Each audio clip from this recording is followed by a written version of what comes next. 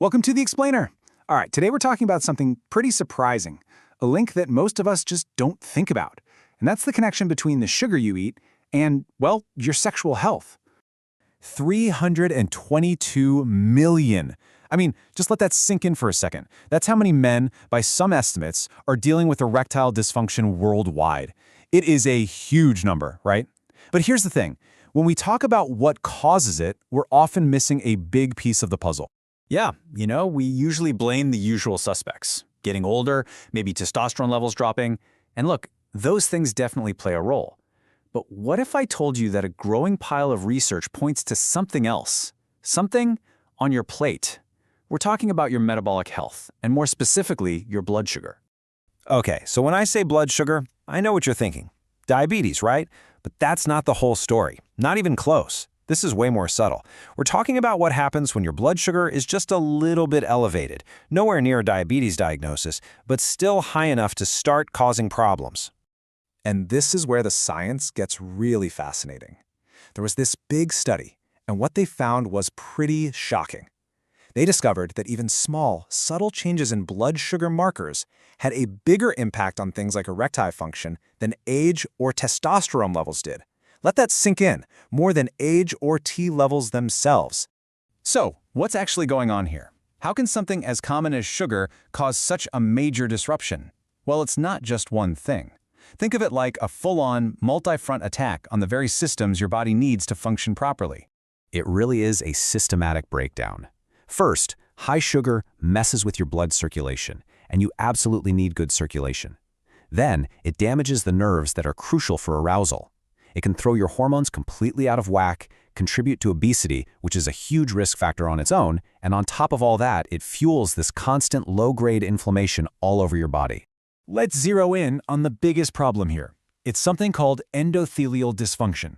Okay, so think of your blood vessels like really flexible garden hoses. The endothelium is that smooth inner lining. But when you have high sugar and chronic inflammation, it's like that hose gets stiff and brittle. It can't expand like it's supposed to. And if it can't expand, you can't get the robust blood flow you need. It's as simple as that. All right, let's get a little more microscopic for a second, to the real root cause. When you eat a lot of sugar, your body gets flooded with these nasty little molecules called reactive oxygen species, or ROS for short. Now, a few of them are fine, totally normal, but when you get too many, they cause something called oxidative stress. The best way to think about it, it's literally like rust on the inside of your cells, and that rust causes damage everywhere. You know, it's one thing to talk about cellular damage, but it's another thing to actually see it. And that's what we're looking at here. This is from a study on rats. On the left, see that middle image with the bright red glow? That's not good. That is a massive spike in those damaging ROS molecules, right there in the erectile tissue. And on the right, that's the protein that makes them, and you can see it's working overtime.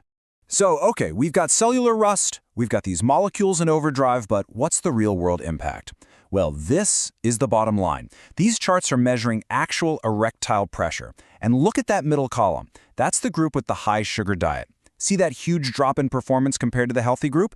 That's not a theory. That is a direct, measurable result of all that damage we just saw.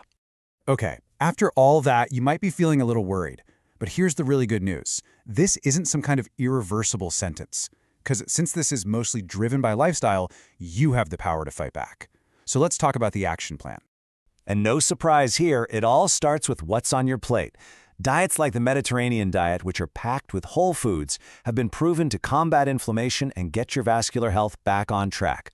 We're talking about loading up on fruits, veggies, whole grains, and dialing way back on the processed stuff, the sugary drinks, and the refined carbs.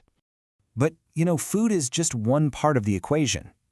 Exercise, that's an absolute powerhouse. It gets your circulation going, it can help boost testosterone, it helps your body handle insulin better.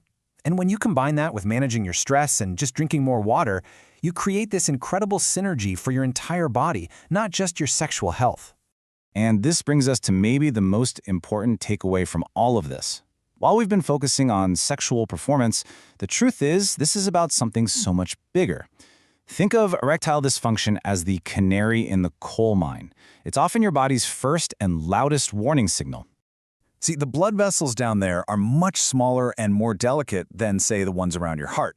Because of that, they're often the very first place to show the signs of that vascular damage we talked about. So in a way, it's an early alert system for your entire cardiovascular network. It's telling you something's wrong before a much bigger problem shows up. And don't just take my word for it. This quote from medical experts pretty much says it all. They now see ED as a well-established precursor to heart disease. It can actually predict problems down the road. So paying attention to this, it's not about ego, it's not about vanity, it's about your long-term health, it's about longevity. So that leaves us with a final question. If your body is sending you a clear warning signal, are you going to listen? Thanks for joining us for this explainer. At the end of the day, your health is all connected, and the choice to listen and to act is always yours.